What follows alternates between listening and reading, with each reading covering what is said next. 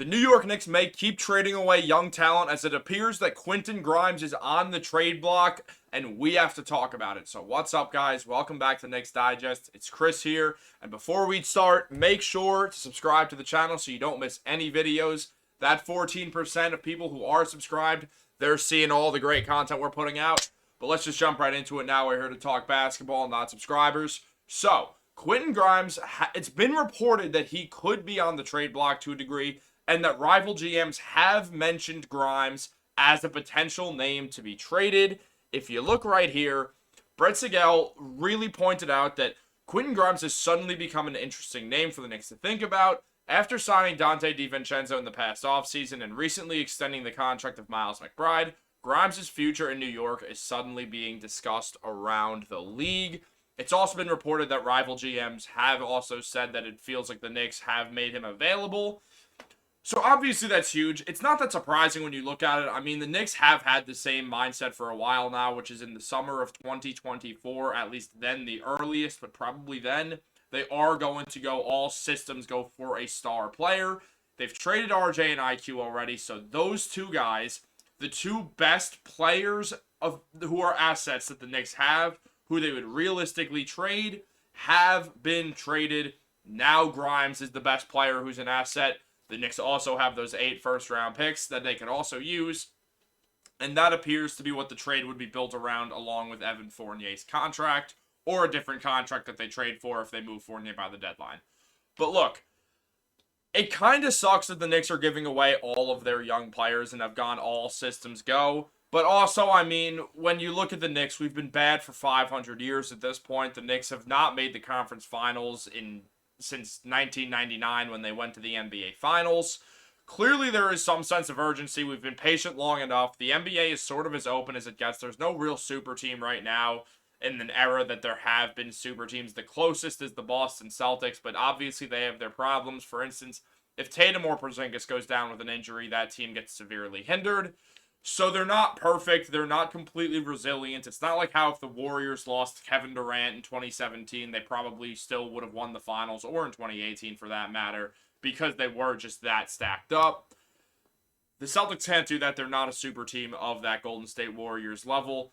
There's not one team where everyone's looking at it and saying, well, they're for sure going to win their conference. I mean, yeah, the Nuggets are probably going to go to the NBA Finals out in the West. But there's a bunch of teams that you never know what's going to happen at the deadline, and you never know what could happen. The Nuggets are not as resilient as last year. Their bench is not as good as it was last year.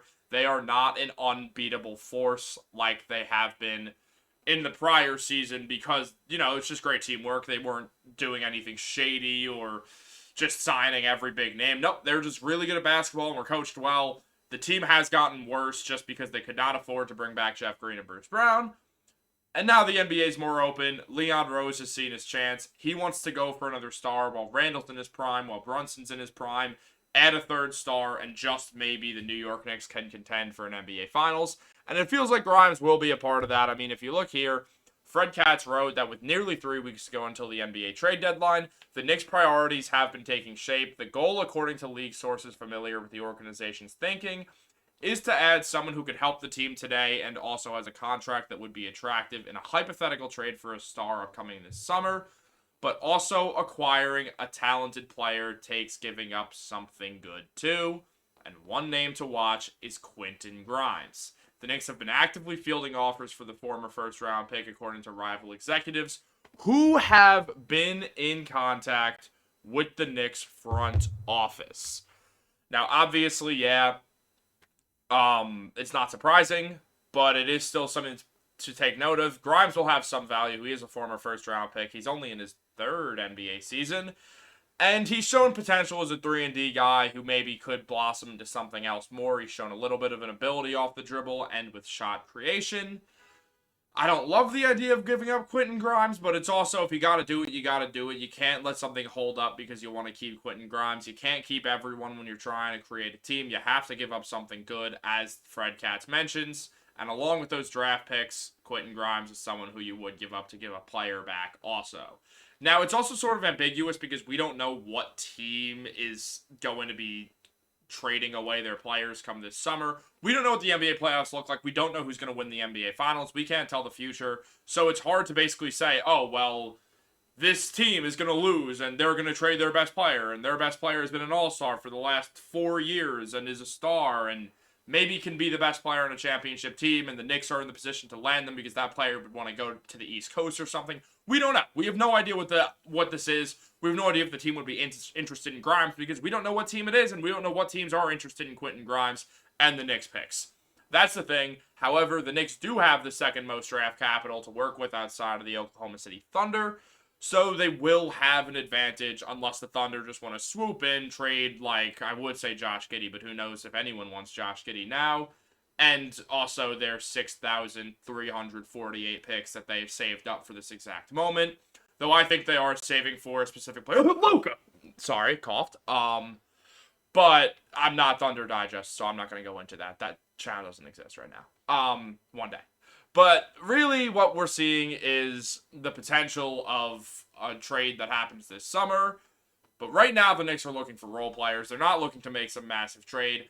It's hard to see what a team's flaws are before they've ever played in the playoffs together. We sort of learned the Knicks' flaws last time around in the playoffs with the Miami Heat and the Cleveland Cavaliers, even to a degree. It's the fact that the Knicks cannot shoot the basketball at all. Not one bit.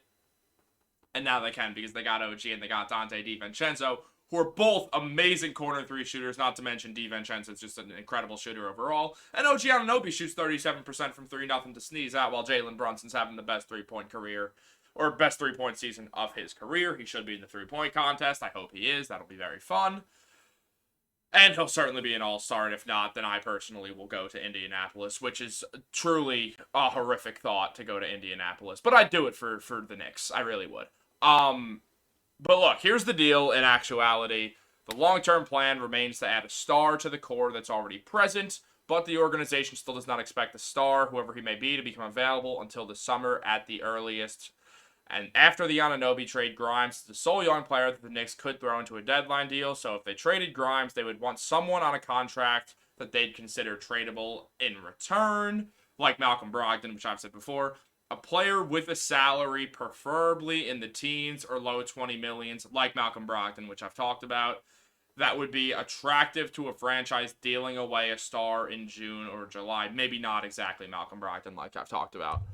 Clearly, I want the Knicks to go for Malcolm Brogdon. I think it makes sense. I mean, look, by next year, he'll be on an expiring deal. So if he gets traded away to another rebuilding team like what happened this year, then, you know, you could just buy him out and problem solved. Then you just got free cap space and a bunch of picks, and that's what rebuilding teams want anyway. So it works out perfectly. They could use that money, sign someone else, trade him at the deadline, or keep Malcolm Brogdon and trade him at the deadline to another contender.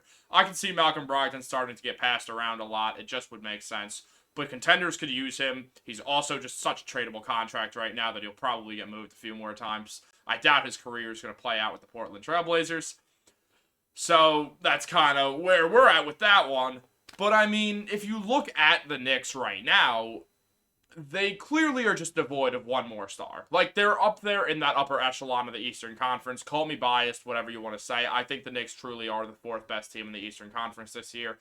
I think the Orlando Magic are going to get a little shell-shocked come the playoffs since they've never been there before. Very few members of that core have ever made the playoffs. Obviously, you got someone like Joe Ingles who's been there.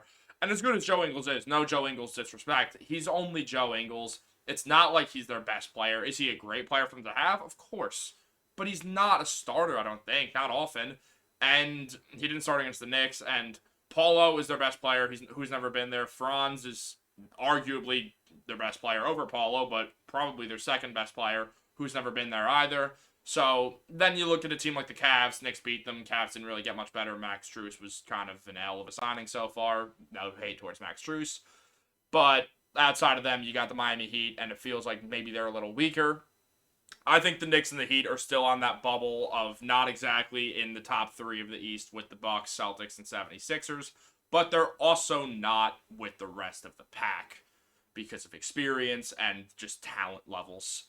So I don't really know who that star is going to be. I mean, could it be Donovan Mitchell? Very plausibly. It depends on what happens in Cleveland with the playoffs. The Cavs will certainly be there. But if they're a team like a 6th seed and they lose in the first round and Donovan Mitchell's staring down one more year left of his contract, and he lives in Ohio, he's probably going to think to himself, well, I could go to New York or even Brooklyn. He might just want to leave the Cavs. He doesn't seem too thrilled to be there. I'm not saying he's angry. I don't know Donovan Mitchell personally. I have no idea what he's thinking, but I don't think he's too thrilled about Cleveland, especially because they're not succeeding on the path that they expected to. Who knows who it is? Maybe it's Brandon Ingram because the Pelicans keep falling and just forgetting how to play basketball. Failing and forgetting how to play basketball, not falling.